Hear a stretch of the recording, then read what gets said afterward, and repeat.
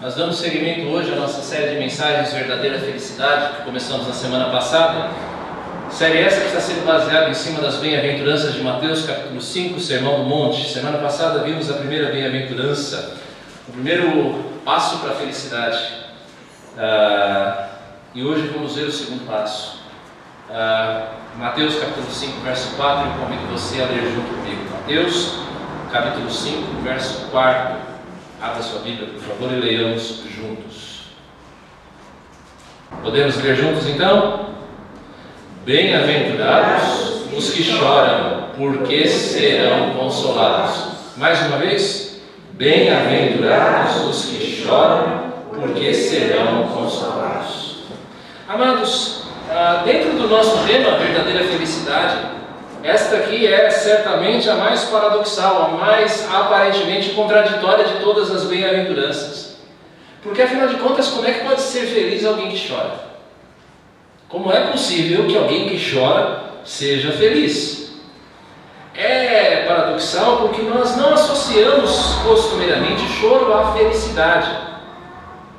Nós não temos esse costume de associar choro à felicidade, ainda que nós possamos, vez por outra, chorar de alegria. Nós estamos mais acostumados a chorar de dor, é chorar perda, é chorar a injúria que é feita contra nós, a injustiça que é feita contra nós. Geralmente nós associamos o choro ao sofrimento. É paradoxal também, é aparentemente contraditório, porque chorar contraria a busca constante por felicidade. Nós vivemos em um mundo em que as pessoas buscam constantemente serem felizes. Todos nós queremos, todos nós buscamos ser felizes. Eu busco, você busca, as pessoas em geral buscam ser felizes. Então que história é essa de bem-aventurados aqueles que choram? O senador Cristóvão Buarque, aliás, tem uma emenda constitucional curiosa nesse sentido, senador pelo Distrito Federal, que deseja que seja inserido na Constituição, no artigo 5º dos direitos e garantias fundamentais do povo brasileiro, o direito constitucional à felicidade. As pessoas buscam ser felizes, então é estranho você ouvir Jesus falando que felizes são aqueles que choram. Nós não queremos chorar, mas Jesus, nesta bem-aventurança, nos mostra que chorar faz bem. Chorar faz bem. Quando a tristeza se converte em verdadeira felicidade. Quando é que a tristeza se converte em verdadeira felicidade? E o primeiro momento aqui é nós entendemos que a tristeza se converte em verdadeira felicidade quando existe uma boa razão para nós nos entristecermos. A tristeza se torna em felicidade quando existe uma boa razão para nós nos entristecermos. Chorar, todo mundo chora. Não é verdade? Vez por outra, todos nós choramos com alguma coisa, por alguma razão. Então, poderíamos dizer que todos esses que choram, por todos os motivos, são felizes, são abençoados? Ou o choro aqui tem algo de especial? O choro aqui ele não é apenas choro, na verdade. Quando nós recorremos aos originais da Bíblia, ao grego, nós entendemos que esse choro aqui é lamento. Bem-aventurados ou felizes aqueles que lamentam alguma coisa que eles perderam. Entende? Bem-aventurados os que estão se lamentando. É o pranto, por exemplo, pela morte. É aquele lamento que nós emitimos quando alguém querido morre, quando nós perdemos alguém querido. Mas é também um choro que leva à ação. É um lamento que leva você a agir, a fazer alguma coisa em resposta. O choro aqui é o resultado da bem-aventurança anterior. Nós falamos na semana passada que bem-aventurados ou felizes são os pobres de espírito, aqueles que reconhecem que não tem nada. Nós compreendemos a nossa pobreza, nós olhamos para nós mesmos, compreendemos que somos pobres, e ao compreender a nossa pobreza, nós olhamos para os frutos que ela produz. Essa pobreza espiritual, nós olhamos para ela e entendemos que ela produz frutos. Por exemplo, nós não fazemos aquilo que nós deveríamos. Muitas vezes nós não fazemos aquilo que nós deveríamos. E que nós fazemos aquilo que não deveríamos. Nós estamos falando aqui do pecado. Tantas e tantas vezes nós desobedecemos a Deus. É um fruto da pobreza, é um fruto dessa falta de capacidade espiritual que nós temos por natureza. Nós experimentamos o desagrado de Deus pelo pecado, um desagrado que às vezes se manifesta no juízo de Deus, ou até naquela sensação de desolação que nos vem diante da constatação que pecamos novamente. Ou então ainda, nós contemplamos o mundo em que nós vivemos e que é cheio de injustiça e de tristeza. Não é verdade? Nós olhamos para um mundo que é tão injusto, um mundo que é cheio de tanta tristeza, e o pior de tudo é que nós não podemos fazer nada ou quase nada a esse respeito. Nós somos pequenos demais para resolvermos todos os problemas do mundo, por mais que eles nos entristeçam. Tiradentes, o mártir da independência brasileira, lá da Inconfidência Mineira, de 1789 e 92, perdão, ele disse certa vez que se 10 vidas eu tivesse, 10 vidas eu daria. Mas a verdade é, se nós tivéssemos 10 vidas para dar, para que o mundo fosse diferente, ainda assim não seria suficiente. Porque o mundo é cheio de problemas. E é desse lamento que essa bem-aventurança está falando. Do lamento pelo pecado e do lamento por aquilo que o pecado causa, pela destruição que o pecado causa. Felizes então são aqueles que choram por essas razões. Amados, a vida do crente, a minha vida, a sua vida de nós, que cremos no Senhor Jesus, que conhecemos a Jesus Cristo, é uma vida movida pelo lamento. Nós sempre vamos estar lamentando diante do pecado. Enquanto nós andarmos por essa terra, a nossa vida é uma vida de lamento. Nós olhamos para nós mesmos, nós olhamos para o pecado que nos cerca e nós não vemos caminho. Ou melhor, nós nos entristecemos. Nós nos entristecemos pelo nosso próprio pecado. Você provavelmente se lembra da história de Pedro, quando ele nega o Senhor Jesus Cristo, e então o galo canta como Jesus havia falado que cantaria, e diz logo em seguida o texto sagrado que Pedro chorou amargamente. E assim também nós, quando nós olhamos para nós mesmos e constatamos o nosso pecado, nós que tememos o Senhor, o pecado nos faz chorar, nos faz lamentar. Puxa, eu errei de novo. Nós choramos também pelos pecados dos outros contra nós.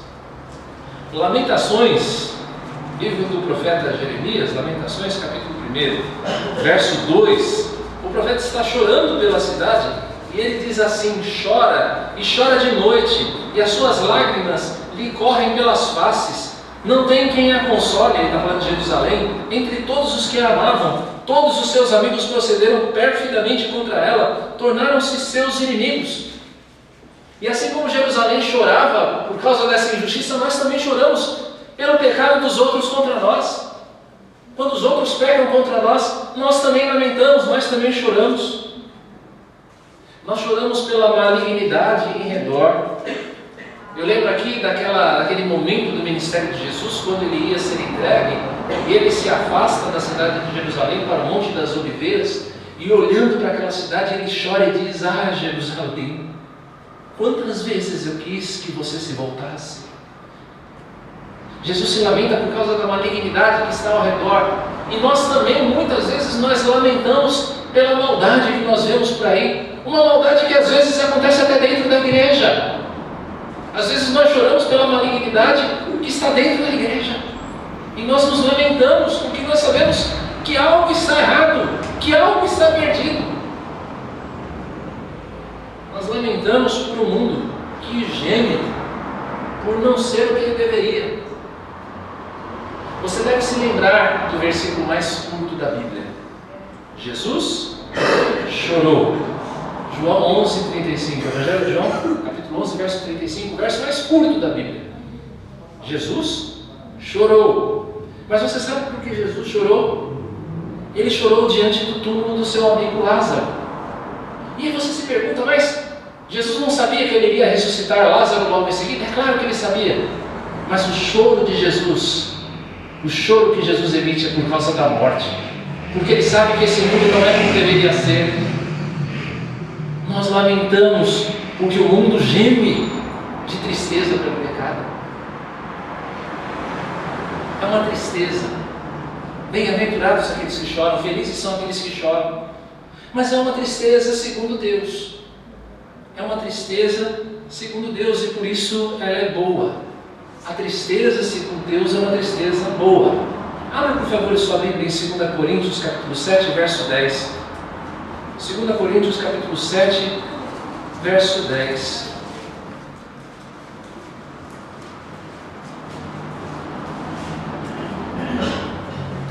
O texto aqui do apóstolo Paulo diz: porque a tristeza, segundo Deus, produz o que, meus irmãos? Arrependimento para a salvação, que a ninguém traz pesar. Essa tristeza que nós estamos falando aqui é uma tristeza que produz arrependimento, e arrependimento para a salvação. Ou seja, ela não é uma tristeza pesarosa, é uma tristeza que vem para o bem. A tristeza, segundo o mundo, produz morte. A tristeza, segundo Deus, a tristeza que nos faz nos arrepender, mudar de vida, produz vida, e vida eterna, e vida em abundância. A tristeza, segundo o mundo, essa não, é uma tristeza mortal. Nós estamos falando aqui do choro do coração contrito diante de Deus, do coração contristado diante de Deus, que chora de arrependimento. É o choro daqueles que clamam: venha ao teu reino, que oram: venha ao teu reino, que tem ânsia em ver o domínio de Cristo implantado nesse mundo. É desse choro que nós estamos falando. É o choro daquele que clama por corações arrependidos. Quantas vezes você já chorou por causa de alguém querido que você queria ver aos pés do Senhor Jesus Cristo? Feliz de você se chora desse jeito.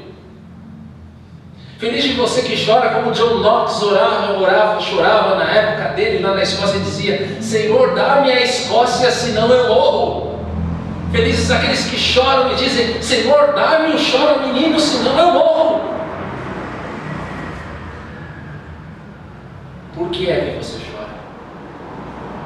Pelo que você chora. Mas esse também é um choro que leva à ação. Não é um choro que para no lamento. É um choro que, se você chora com o seu coração contrito, ele te move a uma mudança pessoal. De você dizer: Senhor, eu entendi quem eu sou, eu entendi o meu pecado, eu estou lamentando pelo meu pecado e eu quero mudar, me ajuda, Senhor. É um choro que nos leva a anunciar o juízo e a graça. Se você chora por alguém querido que precisa ouvir do Evangelho, que precisa ouvir de Cristo, vai, leve a palavra para ele, porque esse choro te leva à ação. É um choro que nos motiva a praticar atos de justiça. Se nós olhamos para esse mundo e nós vemos a malignidade desse mundo, tá certo, como nós dissemos, nós não podemos resolver todos os problemas, mas talvez você possa dar alguma contribuição para que este mundo seja um pouco menos maligno. Choro que leva à ação.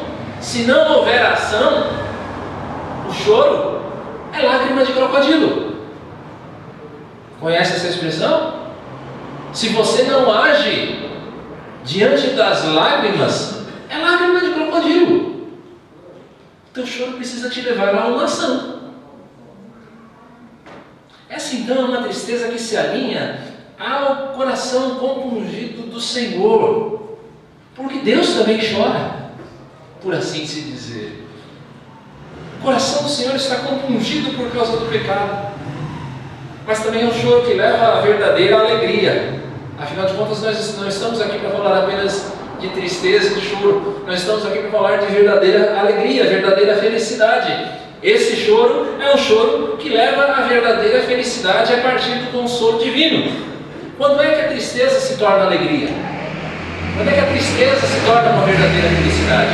Primeiro, quando nós choramos pelos motivos certos, já dissemos isso.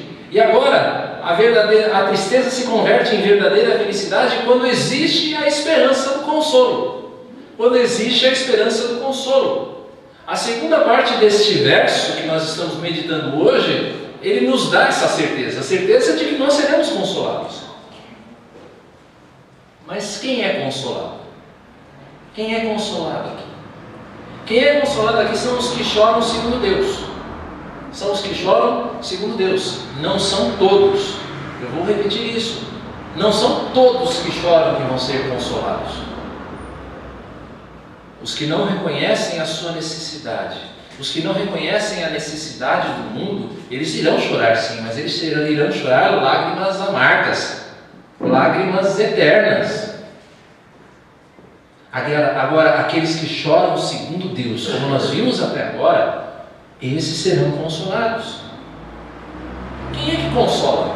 Quem é o consolador aqui? O verbo usado aqui para falar de consolo é o mesmo verbo que o Senhor Jesus usa para descrever o Espírito em João 16. Você se lembra? Jesus chama o Espírito Santo lá em João 16 de o Consolador, aquele que caminha ao nosso lado, que nos ampara, que nos sustenta. É então a promessa aqui de que Deus mesmo vai enxugar as lágrimas dos olhos daqueles que lamentam pelo pecado. Sabe quem é que vai enxugar as suas lágrimas se você chora por causa do pecado? O próprio Deus. É o que diz lá em Apocalipse 21:4, descrevendo a Jerusalém celeste. E Deus lhes enxugará dos olhos toda lágrima. Essa é a promessa de consolo que nós recebemos. Deus irá nos consolar. E quando é que Deus nos consola? Quando é que o Senhor nos consola? Primeiro, o Senhor nos consola constantemente, pela providência, pela sua providência. Como diz o Salmo 128, eu não vou ler aqui o Salmo inteiro, mas eu sei, você o conhece. Deus nos dá uma grande bênção, por exemplo, por meio da família. Às vezes os dias são difíceis, nós temos as nossas lutas, nós choramos pelos nossos pecados, pelos pecados dos outros contra nós, pelo pecado disseminado, mas então nós chegamos em casa e na nossa família nós encontramos descanso, consolo, conforto, alegria, no meio de pessoas que nos são queridas. Deus nos dá consolo às vezes também, constantemente, pelas bênçãos materiais. Como é gostoso, não é, senhoras? Quando você pode ir numa loja de sapato e comprar uma loja de sapato legal, ou ir no cabeleireiro, deixar o cabelo bonito, não é verdade? Pequenas bênçãos que Deus nos dá e que nos consolam. A providência, aliás, Deus também nos dá o consolo todos os dias pela esperança que nos move. Primeira carta de Paulo aos Tessalonicenses, capítulo 4, verso 18, diz assim: consolai-vos, pois, uns aos outros com estas palavras. Mas que palavras? Aqui ele fala no verso 17, as palavras que nos dizem que nós estaremos para sempre com o Senhor. O que eu estou querendo dizer com isso? Sabe como Deus nos consola? Fazendo-nos olhar para o futuro, fazendo-nos olhar para o dia em que nós estaremos para sempre com Deus, fazendo-nos perceber que o sofrimento não dura para sempre, que esse choro não dura para sempre, de que o nosso futuro é brilhante, o nosso futuro é um futuro de paz, de prosperidade, de alegria, de saúde, livres do pecado, livres da morte. Deus nos dá essa esperança em Cristo. Aliás, Deus nos consola, ou nos consolará, melhor dizendo, na vinda de Cristo, pela vitória definitiva contra o pecado. Quando você olha, por exemplo, para Apocalipse 18, Apocalipse 18 é um capítulo que descreve a queda da Babilônia. A Babilônia é um símbolo que o apóstolo João usa para descrever este mundo caído, as estruturas corrompidas desse mundo. E ele vai falar ali de dois tipos de pessoa, um tipo de pessoa que chora. E quem chora são os adoradores da Babilônia, aqueles que vivem segundo os padrões desse mundo. Esses nesse dia irão chorar, mas os justos, aqueles que são resgatados por Cristo, eles exultarão. Bem-aventurados os que choram, porque eles serão consolados. serão consolados definitivamente nesse dia. Nada mais os entristecerá, nada mais. O ministério de Jesus foi um ministério de consolação. Abra por favor em Isaías capítulo 61. Isaías 61. Um texto que o Senhor Jesus leu para falar acerca de si mesmo na sinagoga de Nazaré, na sua cidade de origem. Isaías 61, versos 1 e 2. O Espírito do Senhor, Deus, está sobre mim, porque o Senhor me ungiu para pregar boas novas aos quebrantados. Enviou-me a curar os quebrantados de coração, a proclamar libertação aos cativos e a pôr em liberdade os algemados, a apregoar o ano aceitável do Senhor e o dia da vingança do nosso Deus, e a consolar todos os que choram. O ministério de Jesus é um ministério de consolação. Quantas vezes o Senhor Jesus transformou nos evangelhos o pranto em alegria? Lembre-se, por exemplo, da ressurreição do filho da viúva de Naim, uma mulher viúva que não tinha mais ninguém na vida e o seu filho morto ali sendo levado para o funeral, e o Senhor Jesus passa e vê aquela mulher chorando, se compadece dela e ressuscita o filho daquela mulher. Jesus consolou aquela mulher. Lembre-se da ressurreição de Lázaro, o amigo de Jesus. Já falamos dele hoje. Marta e Maria, suas irmãs, chorando e dizendo: Senhor, se o Senhor estivesse aqui, o meu irmão não teria morrido. E ele diz: o teu irmão vai ressuscitar. E elas dizem: sim, Senhor, eu sei, ele vai ressuscitar no último dia. Ele disse: então vocês não estão entendendo, eu sou a ressurreição e a vida. Então ele ressuscita Lázaro e consola o coração daquelas meninas, daquelas irmãs. Lembre-se de Jesus consolando os seus na sua própria ressurreição. As mulheres vão ao túmulo chorando para embalsamar o corpo de Jesus Cristo naquela manhã de domingo após a Páscoa. E elas chegam lá e o túmulo está vazio e elas dizem: quem é que levou o corpo? Elas começam a ficar preocupadas. Então Jesus aparece a Madalena e diz: olha eu aqui, eu ressuscitei. E ele consolou o coração daquela mulher de uma tal maneira que ela sai como fora de si, sai correndo e entra no cenáculo onde os discípulos estão escondidos e diz: o Senhor ressuscitou. O ministério de Jesus foi um ministério de consolação e é ainda um ministério de consolação hoje. Abra por favor agora a sua Bíblia em João, Evangelho de João, capítulo 16, versos 20 a 22. Veja que palavras ricas, meus irmãos, de consolo para mim e para você. Evangelho de João, capítulo 16, versos 20 e 22, diz assim: em verdade eu vos digo que chorareis e vos lamentareis e o mundo se alegrará. Ele está falando para os discípulos aqui, antes dele ser entregue. O mundo se alegrará, vós ficareis tristes, mas a vossa tristeza se converterá em alegria. A mulher, quando está para dar à luz, tem tristeza porque a sua hora é chegada, mas depois de nascido o menino já não se lembra da aflição, pelo prazer que tem de ter nascido ao mundo um homem. Assim também agora vós tendes tristeza, mas outra vez vos verei, o vosso coração se alegrará, e a vossa alegria ninguém poderá tirar. Jesus disse essa palavra àqueles 11 homens que aqui estavam com ele, mas essas palavras são válidas até hoje. O mundo se alegra enquanto nós choramos. Enquanto nós choramos para o pecado, o mundo se alegra no pecado. O mundo zomba de nós. O mundo nos trata como gente estúpida, gente alienada. O mundo se alegra e nós choramos. Mas eu quero que você pense aqui, porque aqui há uma falsa alegria contra a verdadeira alegria. A falsa alegria do mundo e a verdadeira alegria, a verdadeira felicidade que só os filhos de Deus têm, aqueles que choram. Qual é a alegria que permanece? É a alegria do mundo? Quando Cristo vier na sua glória, quando o Senhor Jesus vier na sua glória,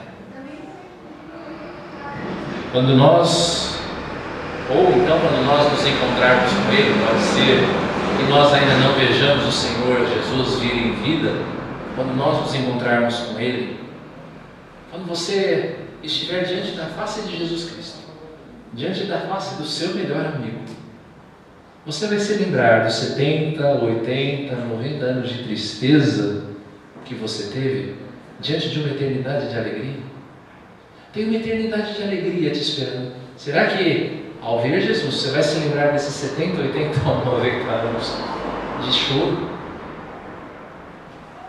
Quem é que vai poder tirar a nossa alegria quando a trombeta soar? Quem é que vai poder tirar a nossa alegria quando nós começarmos a ouvir a música celeste da grande festa das bodas do Cordeiro? Quem é que vai tirar a nossa alegria nesse dia?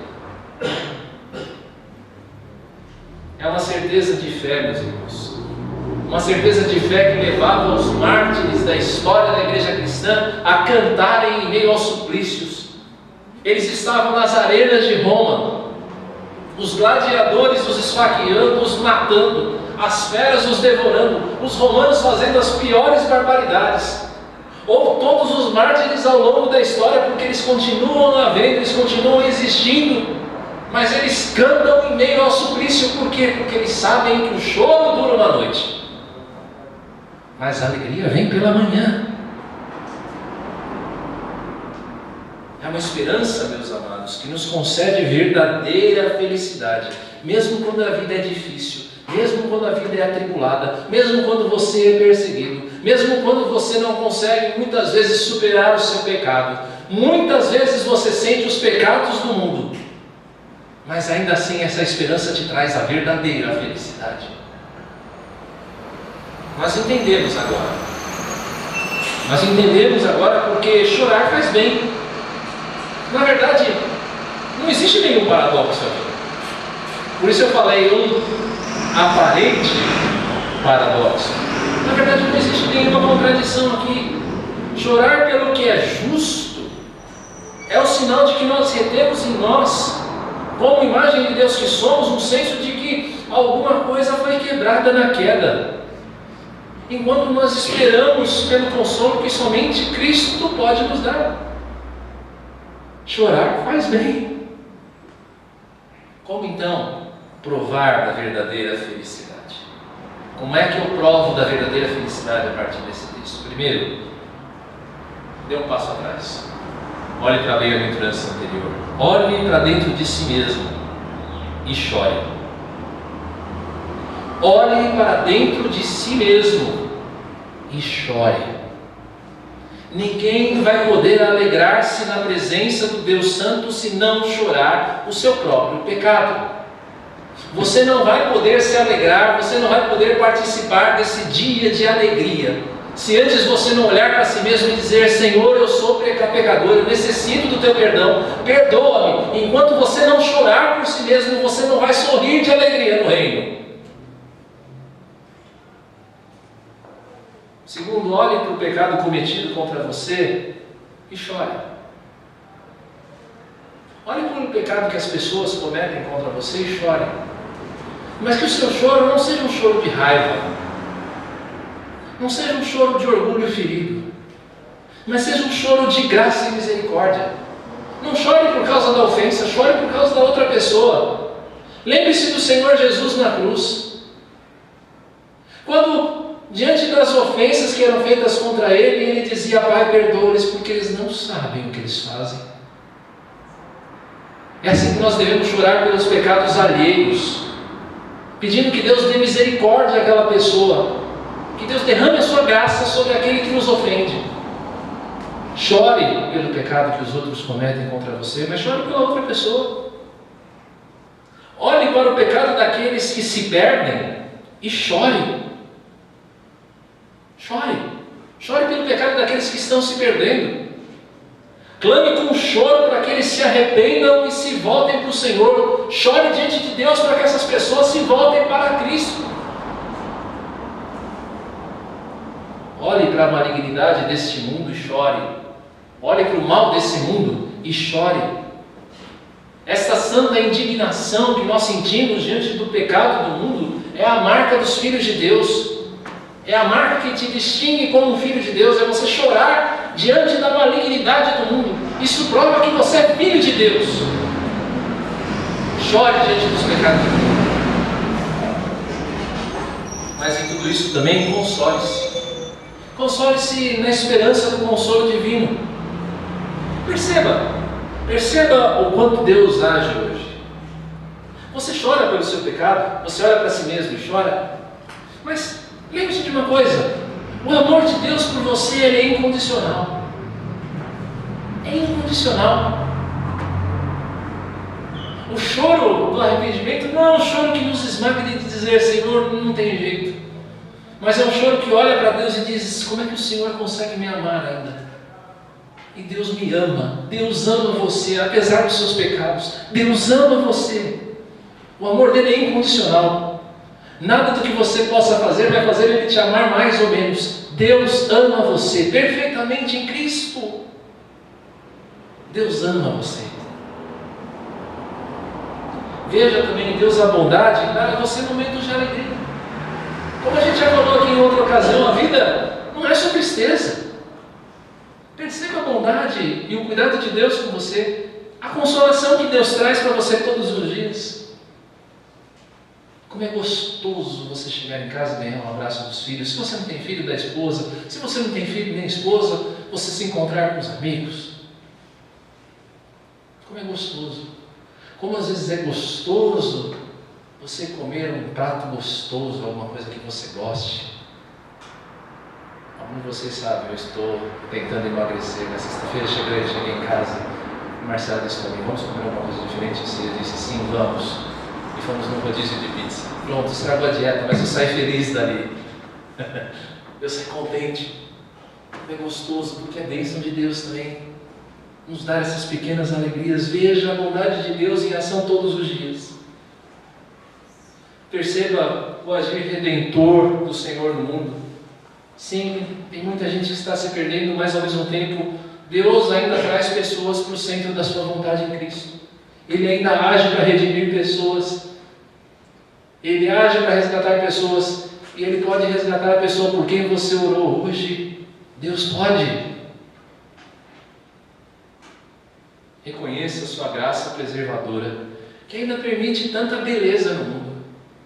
Sim, existe muita coisa feia nesse mundo, muita malignidade, muita maldade, mas quantas coisas belas ainda existem nesse mundo, na natureza, na arte, na música. Quanta coisa bela ainda existe nesse mundo, feita por Deus.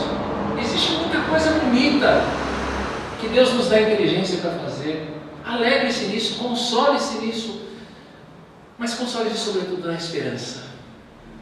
Na esperança de que um dia você vai estar com Cristo. Amados irmãos, que a verdadeira felicidade que existe no consolo de Deus, esteja conosco todos os dias, até a consumação dos séculos. Amém?